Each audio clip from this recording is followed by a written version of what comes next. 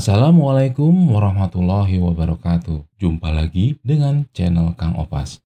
Jangan lupa bantu subscribe ya untuk mendukung channel ini. Terima kasih.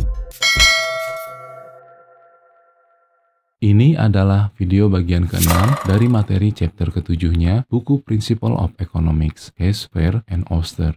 Pembahasan kita sebelumnya tentang fungsi produksi, kita hanya melihat satu variabel faktor produksi yang ada dalam proses produksi. Lalu, bagaimana jika ada dua variabel faktor produksi? Akan dibahas di video bagian ke-6 yang merupakan bagian terakhir dari pembahasan chapter 7-nya buku Principle of Economics, Hayes, Fair, and Oster. Fungsi produksi dengan dua variabel faktor produksi. Pembahasan kita sebelumnya tentang fungsi produksi, kita hanya melihat satu variabel faktor produksi yang ada dalam proses produksi. Misalkan hanya menggunakan input tenaga kerja sebagai variabel atau yang dapat diubah-ubah. Namun sesungguhnya banyak input yang terlibat dan saling melengkapi dalam proses produksi. Misalkan ada dua variabel produksi. Variabel ini artinya berubah, jadi diasumsikan ada dua variabel input yang berubah, yang lain dianggap ceteris paribus. Misalkan dua variabel faktor produksi tersebut adalah tenaga kerja dan modal. Contoh sederhana akan dijelaskan pada contoh kasus sebelumnya, yaitu kasus di toko sandwich. Jika permintaan sandwich mulai melebihi kapasitas toko untuk memproduksinya, maka pemilik toko mungkin memutuskan untuk menambah kapasitas. Ini berarti membeli lebih banyak modal, yaitu dalam bentuk panggangan baru. Secara umum, tambahan modal meningkatkan produktivitas tenaga kerja. Jadi, adanya panggangan yang kedua pada dasarnya akan menggandakan kapasitas produksi toko. Kapasitas baru yang lebih tinggi berarti bahwa toko sandwich tidak akan mencapai titik hasil yang menurun lebih cepat. Dengan hanya satu panggangan, pekerja ketiga dan keempat kurang produktif karena pemanggangnya hanya satu. Akibatnya, terjadi penumpukan pekerja di area pemanggangan. Namun dengan dua alat panggangan, pekerja ketiga dan keempat bisa menghasilkan 15 sandwich per jam dengan menggunakan panggangan kedua. Jadi intinya, modal tambahan meningkatkan produktivitas tenaga kerja, yaitu jumlah output yang diproduksi per pekerja per jam. Modal dan tenaga kerja merupakan input komplementer atau saling melengkapi, dan juga input substitusi atau saling menggantikan. Modal bisa meningkatkan produktivitas tenaga kerja, tapi modal juga bisa mensubstitusikan tenaga kerja. Hubungan sederhana ini bisa diaplikasikan secara makro. Sama seperti pembelian alat panggang di toko sandwich yang meningkatkan produktivitas pekerja di toko sandwich dengan mengakumulasi modal, yaitu dengan membangun pabrik dan peralatan baru yang modern, maka akan meningkatkan rata-rata output per pekerja. Dalam dekade terakhir, Cina telah mengakumulasi modal dengan kecepatan yang sangat tinggi. Hasilnya adalah jumlah rata-rata output per pekerja di Cina mengalami pertumbuhan yang signifikan. Manusia sebagai tenaga kerja dan modal adalah merupakan kombinasi penggunaan dua faktor produksi dalam proses produksi. Pengkombinasian penggunaan modal dan tenaga kerja adalah yang disebut teknologi. Lalu, bagaimana caranya untuk menentukan teknologi yang akan memaksimalkan keuntungan? Pilihan teknologi. Seperti yang ditunjukkan pada contoh kasus di toko sandwich, sifat input atau faktor produksi adalah saling melengkapi, di mana modal akan meningkatkan produktivitas tenaga kerja.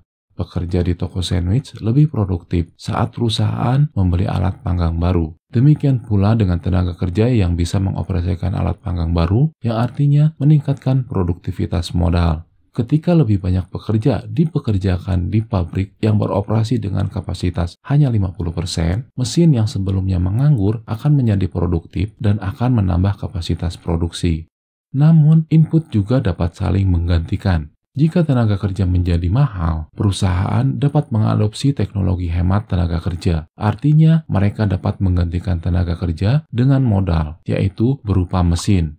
Sistem assembly line dapat diotomatiskan, yaitu dengan cara mengganti tenaga kerja manusia dengan mesin. Sebaliknya, jika modal menjadi relatif mahal, perusahaan dapat menggantikan modal dengan tenaga kerja. Singkatnya, sebagian besar barang dan jasa dapat diproduksi dengan berbagai cara melalui penggunaan teknologi alternatif. Salah satu keputusan kunci yang harus dibuat oleh semua perusahaan adalah teknologi mana yang akan digunakan. Sebagai contoh, berikut adalah tabel 7.3 berisi data pilihan 5 alternatif teknologi dari sebuah perusahaan atau pilihan kombinasi input dalam satuan jam untuk menghasilkan 100 popok. Kolom pertama adalah alternatif atau pilihan teknologi, kolom kedua adalah input modal, dalam hal ini modal berupa mesin, satuannya jam. Dan kolom yang ini input tenaga kerja. Jadi teknologi A untuk menghasilkan 100 popok memerlukan 2 jam kerja mesin dan 10 jam kerja buruh atau tenaga kerja. Teknologi B untuk menghasilkan 100 popok memerlukan 3 jam kerja mesin dan 6 jam kerja buruh, dan seterusnya.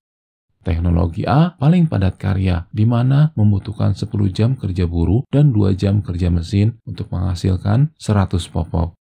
Teknologi E adalah yang paling padat modal, di mana hanya membutuhkan 2 jam kerja buruh, tetapi 10 jam kerja mesin. Untuk memilih teknologi produksi yang paling tepat dalam memaksimalkan laba, perusahaan harus melihat ke pasar input untuk mempelajari harga pasar terupdate dari tenaga kerja dan modal. Berapa tingkat upah dan berapa biaya modal per jam. Pilihan yang tepat di antara input tergantung pada seberapa produktif suatu input dan berapa harganya. Tabel 7.4 berikut menunjukkan pilihan biaya yang dikeluarkan dari setiap alternatif teknologi untuk menghasilkan 100 popok. Misalkan diasumsikan tenaga kerja dan modal keduanya memiliki harga yang sama, yaitu $1 per unit. Kolom 4 menyajikan kalkulasi yang diperlukan untuk menentukan teknologi mana yang terbaik. Pemenangnya adalah teknologi C, dengan asumsi bahwa tujuan perusahaan adalah untuk memaksimalkan keuntungan. Ia akan memilih teknologi dengan biaya terendah. Dengan menggunakan teknologi C, perusahaan dapat memproduksi 100 popok seharga $8. Keempat teknologi lainnya menghasilkan 100 popok dengan biaya lebih tinggi. Biaya pada contoh kasus ini diperoleh dari penjumlahan perkalian biaya input dengan jumlah input yang digunakan. Sekarang asumsinya kita rubah. Misalkan ada update di pasar input di mana biaya tenaga kerja menjadi $5 dan biaya modal tetap $1.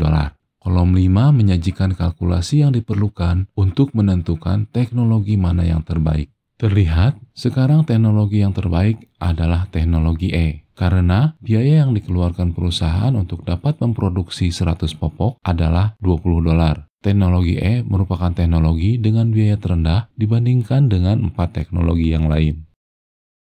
Inilah kira-kira pilihan teknologi ketika kita menggunakan 2 input faktor produksi, di mana dengan menggunakan lebih dari 1 input variabel, pilihan teknologi seringkali bergantung pada biaya unit input tersebut. Perusahaan yang memaksimalkan laba akan memilih kombinasi input yang meminimalkan biaya dan memaksimalkan laba. Jadi, demikianlah pembahasan dari materi chapter ke-7-nya buku Principle of Economics, Case, Fair, and Oster tentang proses produksi perilaku perusahaan yang memaksimalkan keuntungan yang saya buat menjadi 6 seri. Sampai ketemu di video berbagi pengetahuan selanjutnya, tentunya di channel Kang Opas. Terima kasih. Assalamualaikum warahmatullahi wabarakatuh.